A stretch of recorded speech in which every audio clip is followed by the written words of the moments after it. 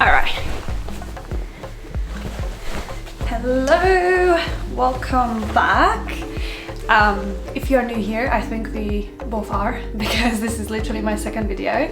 Welcome, my name is Frederica. I am a yoga and mindfulness teacher.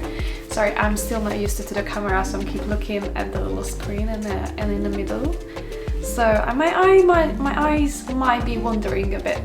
Just get used to it while I'm getting used to it.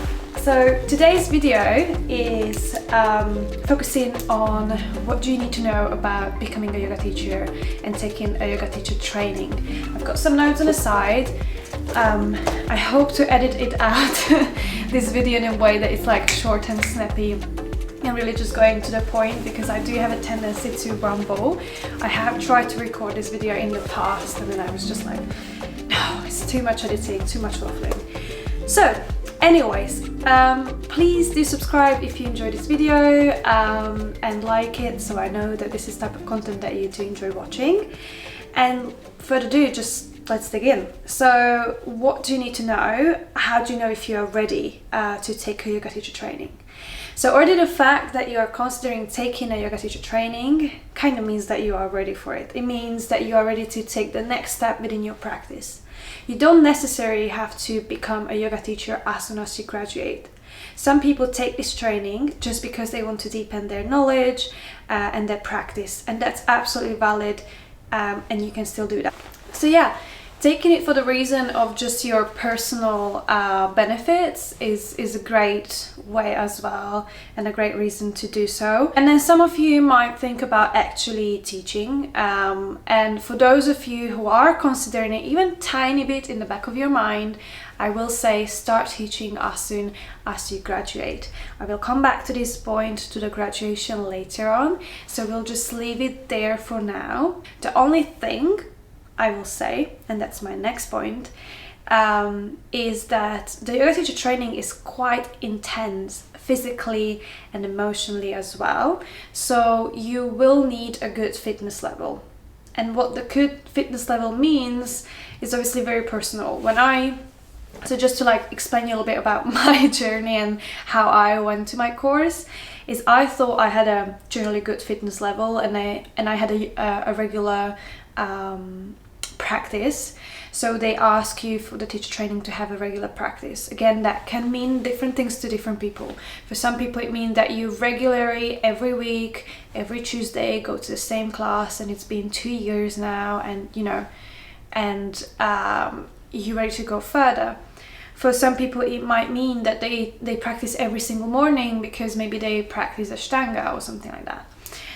So the regularity can be different for everyone, but what it really means, the regular practice, is that it's consistent in a way. It doesn't have to be every single day. We all have our days when we need to rest, when we can't practice for some reason.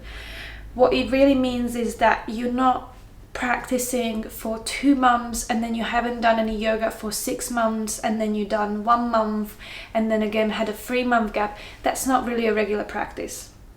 So a regular practice is that every month you have practiced into some degree, right? And I'm talking about the physical practice, the asana practice, and maybe meditation would be great as well, or something like a breath work. Have a good fitness level. When I went into my course, I was practicing about 2-3 times a week. Again, I didn't have like a set every Tuesday type of thing because I worked as a barista, and then I went into working in retail in furniture. But I practiced about 2-3 times a week in a class, in like a studio setting, maybe another time on my own, and I would also go to gym about 3 to 4 times a week, again depending on the weekly schedule that I had. So maybe some weeks I would only go 2 times, and that's okay, but I did have like a regular like workout schedule, let's say. So I thought I had a great fitness level, that I had a good endurance and stamina. But then when I went into the course, the reason why I'm like highlighting this is because the type of course I took was actually just a part-time one, the one that kind of works around your working schedule, so it was focused on the weekends. But the first 2 weeks were intense. It was like an intensive training. And that meant that we practiced a physical practice every single day. And I'll tell you that after already just 5 days, I was knackered. I was absolutely dead, because we would practice 1 or 2 times a day. So it gets better, but the first 2 weeks, usually most of the people will have some form of injury or tiredness or physical fatigue or soreness in their body. So just be ready with that in your mind. And I'm not saying take a freaking free boot camps before you go to your teacher training. Just be aware of that and pace your energy at the start of the course. That's, I think, the best advice. And then of course, you can also take a type of course that's full-time. That means that you would train every single day for, usually it's like a month, depends on like where you go. So yeah, so the types of trainings, they are either part-time or full-time. And the full-time one, you can, they're usually abroad. So like people go to India or Indonesia, Bali, Portugal, Spain. I've seen some full-time courses that people go to. So you have an option to pick a course that's abroad, and it's like an entire 1 month. It's almost like a 1 month retreat, but it's not a retreat, I'm gonna say that, because on a retreat you relax. On here it's going to be quite tiring mentally as well, because you're constantly learning every day new things. There are new challenges. You're constantly pushed outside of your comfort zone and to your edge, which is great, because that's the way you gonna learn and expand and progress more. And we all need that sometimes, but just be aware of that.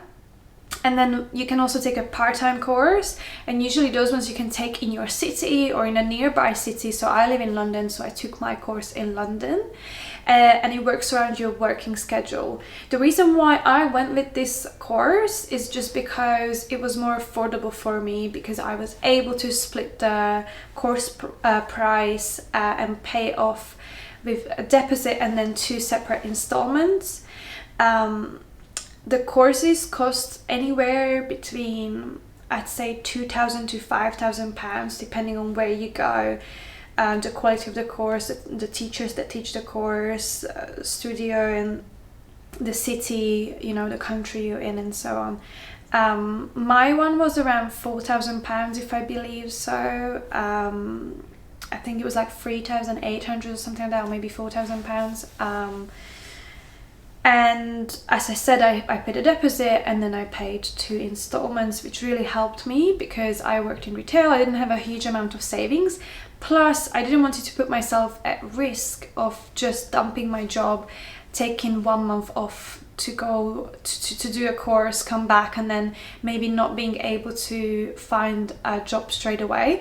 And thanks God I did that, because as soon as we started the course, pandemic hit, so there was COVID. So I've done my teacher training last year in 2020. So when I signed up, obviously there were no signs, we didn't know about it, and then by the time I started the course, within the first few days, it was, the pandemic started, so the course was moved partially online. For the time being, we couldn't be in person, and then later on, months later, we moved it back into person, which also meant that there were lots of delays in my courses, and I actually had opportunity to see the both sides of being taught online and being taught in person. And obviously I'm going to recommend that if you can take an in-person course, especially if it's your first yoga teacher training, being taught in person just has a different value, has a different energy, and you can feel it in your body, you can see it in other people's body, the way the movements look like, the way the different asanas, different poses look in different bodies. And that really is essential for you to be able to teach yoga well, if you want to teach yoga and you're not taking it for your personal benefit, because you will be teaching always a group of people that will be a mixture of different body types, different levels of abilities. and we all are just, you know, unique individuals. So we need to be able to understand what is it that really needs adjustment, and what is it that's just what it is for that person. And what are the modifications as well? How can you support people? So it is so much more better to learn in person, as well as you share the experience and you create very strong bonds with your mates that you are in the course with. I didn't go in to look for friends necessarily. I am a very quite a strong introvert, I'd say. I talk a lot, so I have extrovert, how do you say it? Anyways, I have traits that would make people think I'm an extrovert, but actually I'm an introvert. And I can be quite shy or closed off. Maybe not even shy, it's just that I like to observe people, suss them out first, and then, you know, let them in if I want to. And I actually came out from the course having quite a few really good friends and people that support me, and I support them in a journey, and it's so amazing to have that connection.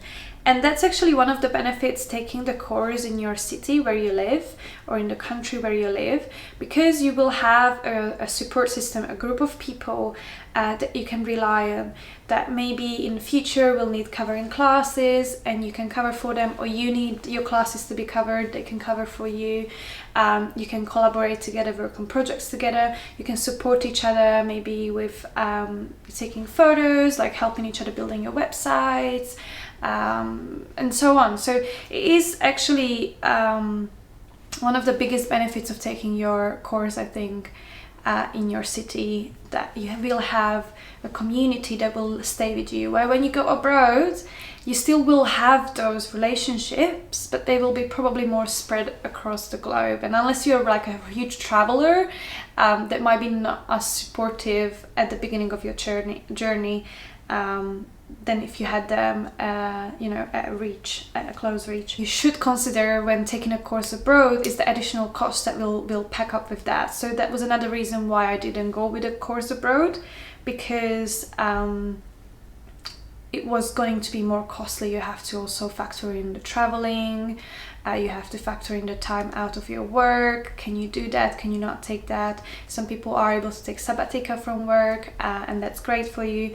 And for some other people like me, working in retail, that's just not an option. Different for everyone, and you have to weigh the options. So probably the best thing to do is write down your pros and cons for whether you want to do it abroad or in person.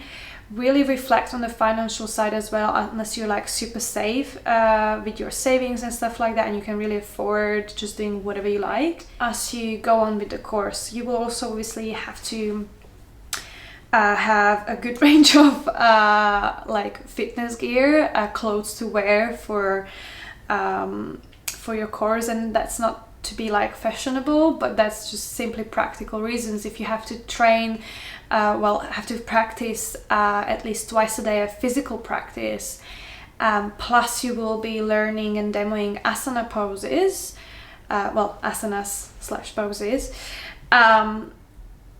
You will be sweating through layers of clothes very easily.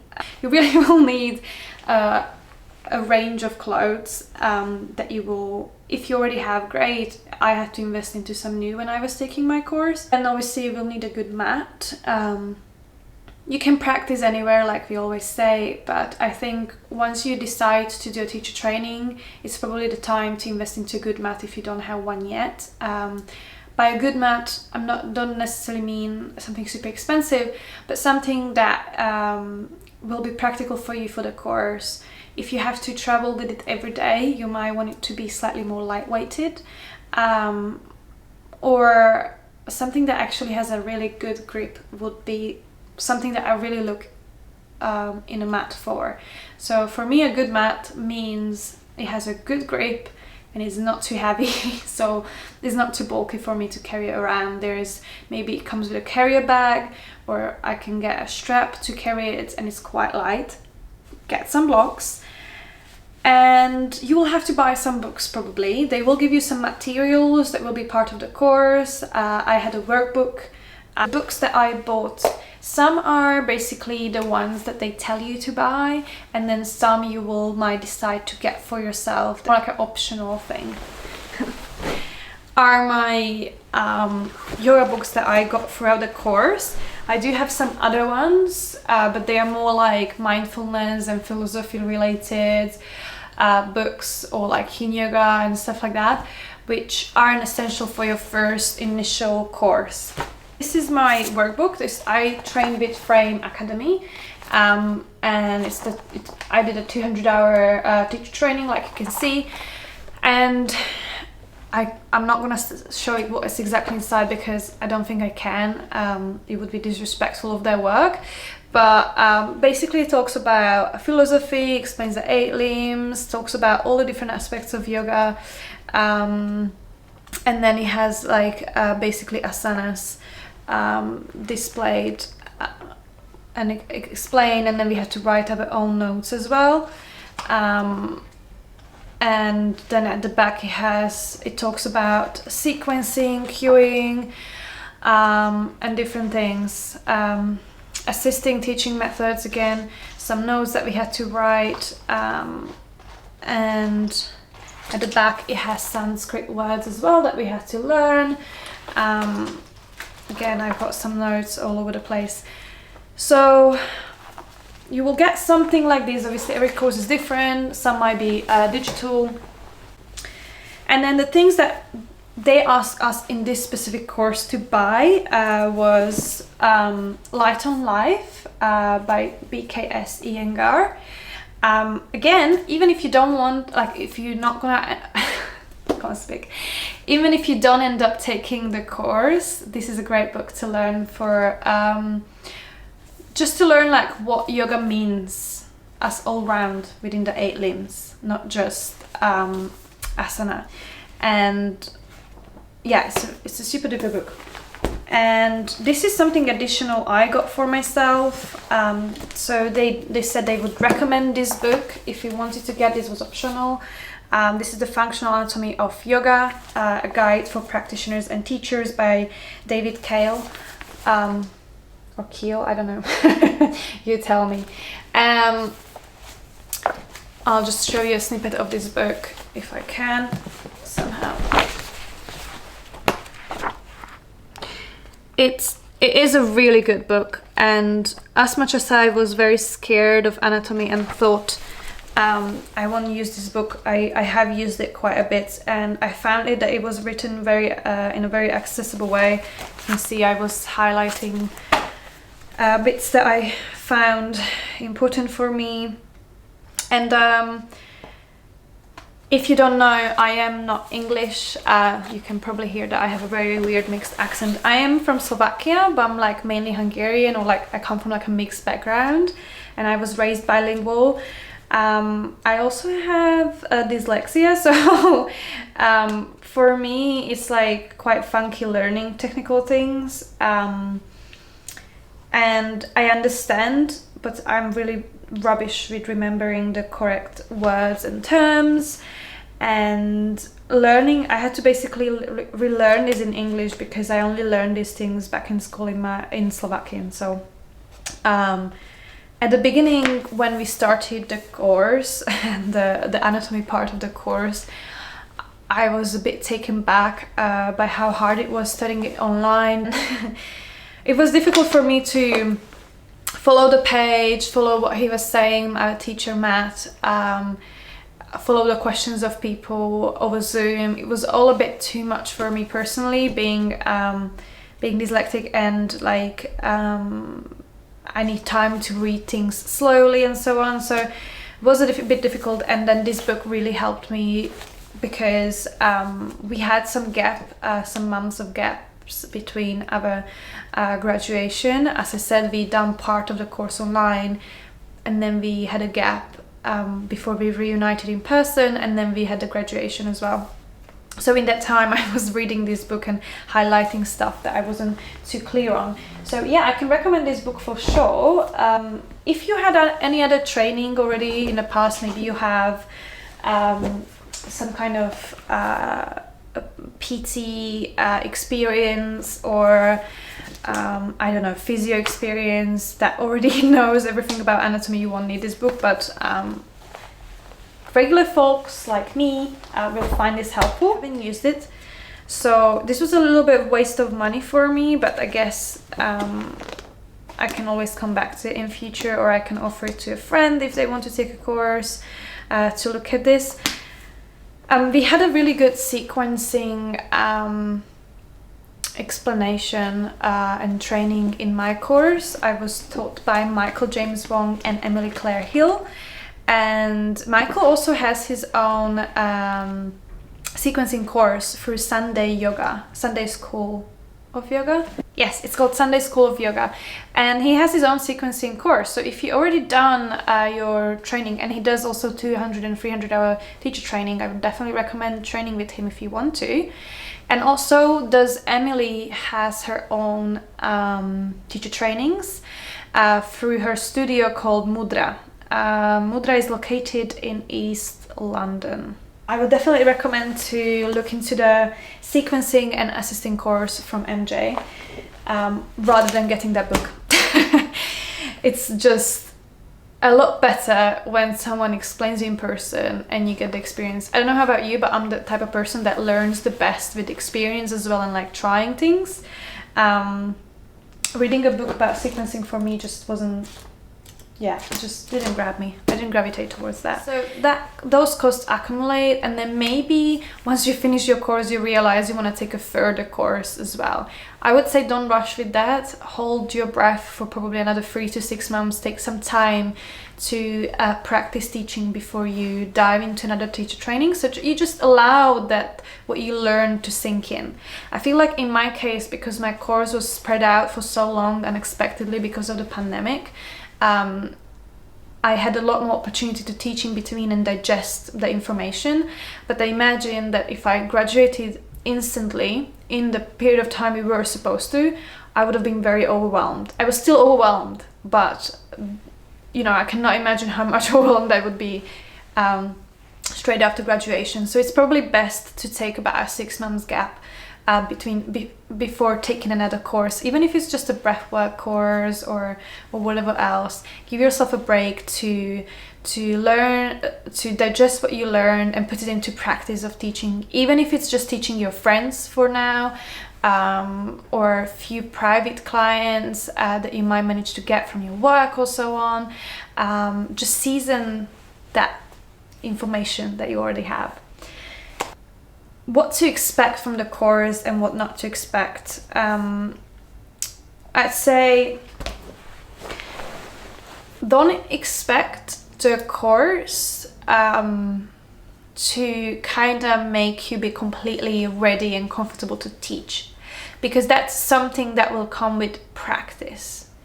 And I would say lower your expectations going to the course, and instead of having those heavy expectations, enjoy to learn to be present in the present moment within the course, and just enjoy the journey of learning bits by bits. Maybe for some people it might be a good idea to keep your job that you already have rather than quitting straight away. Just because in the current climate, especially with the pandemic, having lockdowns all over the place, a studio will not pay you a furlough because as a yoga teacher you will be classed as a self-employed person, and you would have a contract with them, but once the studios have to close, they won't pay you any money basically. You are paid for the classes you teach when you teach, so having a support system can be a good idea, especially in this time and place. Also, I would say from the moment you start your course, start really embracing the fact that you are a yoga teacher and start taking that label on. Of course, labels can be helpful and unhelpful, but I think what it really does, that it kind of creates that separation from your fears and anxiety from showing up in front of people. So I'm not saying it to take that label on in a cocky way. I'm saying take it on so you can help yourself to build that confidence, and trust for the knowledge you have. When I graduated, I was very uncertain about my place within the teaching community, and I just felt like suddenly, instead of seeing all the teachers that I knew as an inspiration, I still saw them, I still looked at them as inspiration, but I also was fearing the gaps of my knowledge. I was fearing that I say something wrong, I don't explain it as well, the words maybe weren't coming out as fluidly as I hoped for them. I would get nervous when I was teaching, and all of these things are normal, and that's why you have to practice it. And so I would always question myself and not feel confident and comfortable saying that I was a yoga teacher, that I invested into teacher training, and it's I think it's good to use that label from the start of your course, so you can start building that confidence for yourself and empower yourself on your journey. A 200-hour course or a 300-hour course is very, very basic. It really just gives you the foundation of what yoga is and what teaching yoga means, and you will definitely need further training after that. So that's not it, that's not the full package. The full package comes from you practicing as a practitioner, from you practicing teaching other people, attending and coming to classes and seeing students progress, going through the phases of life, and taking on further training, learning constantly, listening to podcasts and so on, reading books. So you will always stay a student. So that's why I'm saying don't take it in a cocky way, but more in that empowering way. What else to expect and not to expect? I'd say expect to be challenged and pushed outside of your comfort zone. Expect that not every single thing that will be said in the course will first sit well with you. There may be some things that will be challenged within your philosophy, within your beliefs, within the way you thought about yourself or look at the world, and it can create emotional and like emotional overload, let's say, and that's not a bad thing, it's a good thing. There is lots of crying going on in the course. I heard this from all teachers that I know, that at some point in their course they cried, especially in their initial one, in the first course. And that's absolutely normal, and I think it's a beautiful part of the journey, because it really means that you are growing as a person, and that's the whole point, isn't it? So there will be some crying, there will be days when you will feel shit, there will be days when you don't feel like coming to the class, when you don't feel like doing one more sun salutation A or B, when you don't want to hold the chaturanga for any longer, when you don't want to hold that chair pose any longer. And you know what, it's okay, and it's part of the journey. And it's really about pushing your boundaries and learning when is it that you need to listen to yourself and step back, when is it that you should be pushed, and just really, take every single moment as an opportunity. And really what the course also made me understand and is to be more grateful. I like to moan a lot. I used to moan a lot, and then I still do some huffing and puffing around.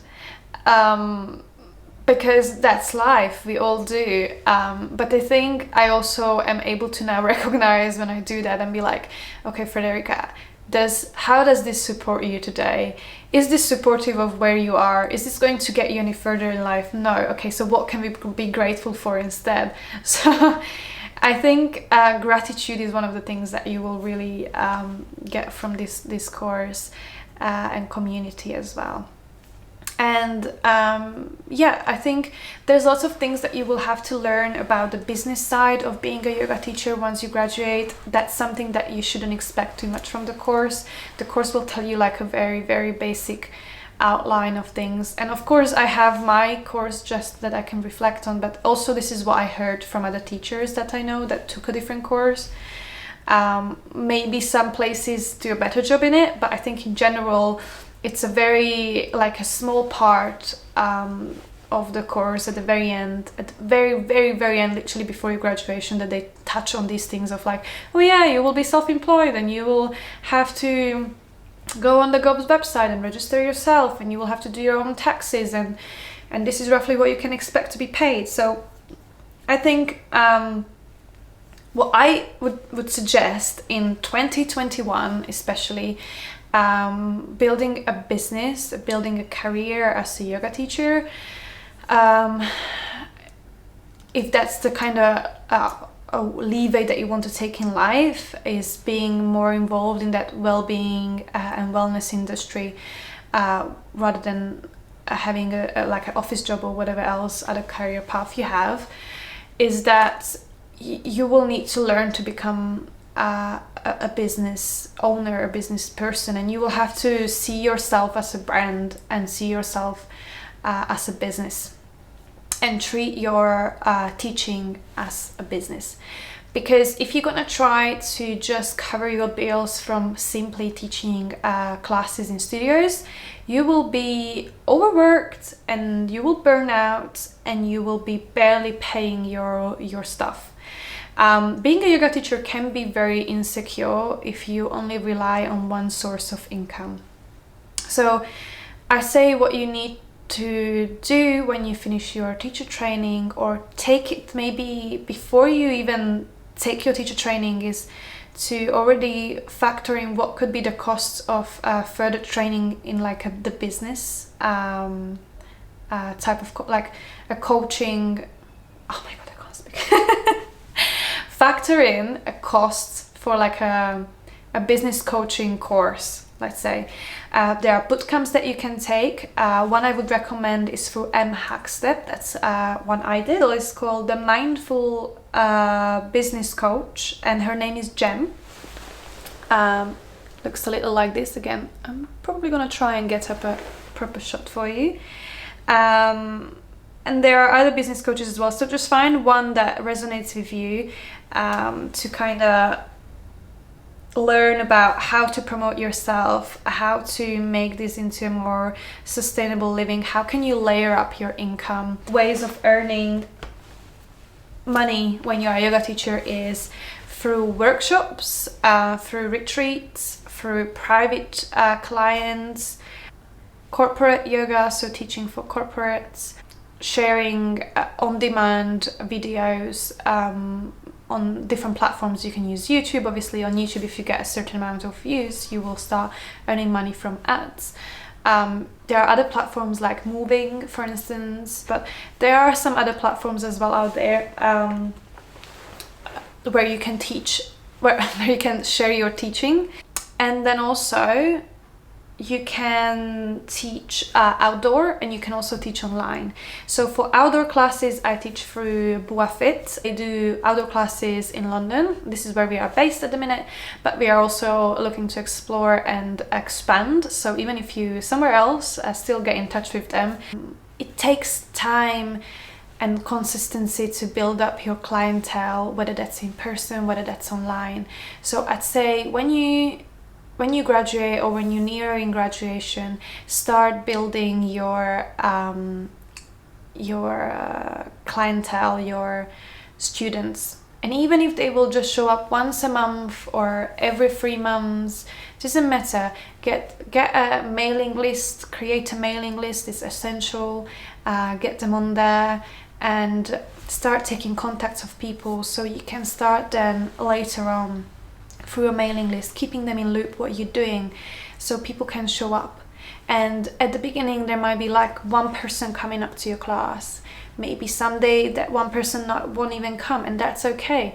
And eventually there will be 2, 3, 4, 5, and you slowly build it up. I think at the minute, for the amount of people that show up in online classes, unless you're like a international yoga teacher that works for like a massive international yoga company, you will probably get around 5 to 10 people in a yoga class online, because we are like in that in-between stage of like the world is partially reopened, some people going back to work, and so on. So the online classes are fluctuating, and so are the in-person classes, although I feel like at the minute they're going a little bit stronger. Everyone's excited to be out and seeing people. So I just say have a balance of what you're doing. At the beginning, focus on one thing and then slowly build it up. And one more thing I forgot to mention, you will need a referral letter. That's usually what they ask you to do when you're applying. You can get a referral letter from your regular teacher if you have like a regular class that you go to and it's always the same teacher, or from a studio as well, maybe from a studio owner if you keep going to the same studio but different teachers, because there is that consistency, so they can reflect on that in the referral letter. And if you don't have a yoga teacher that you can ask, obviously if you don't have a talking relationship with the teacher, just come up to them, it's okay. And we love talking to students, so come up to a teacher, don't feel embarrassed. We are very supportive of other teachers, of other practitioners wanting to take a teacher training and become teachers. And if they weren't, then that's very weird, run. And if you don't have a yoga teacher that you can approach, because maybe you are self-practicing at home, then you can also just get a referral letter from a close friend of yours or from your current workplace, and then just write something about your personal practice in your cover letter. If there's anything I missed or you wanted to know about more in detail, drop a comment below, and I'll make sure to get back to you, or maybe sum it up in a different video if it's like something that requires a little bit more talking. And thank you for sticking around. I hope this was helpful. Save it down for later, share it with your friends if you know anyone as well that would like to take a teacher training. So anyways, thank you so much for coming and enjoy your day. I was looking if I had any more notes. Enjoy your day and I'll see you in the next one. Bye!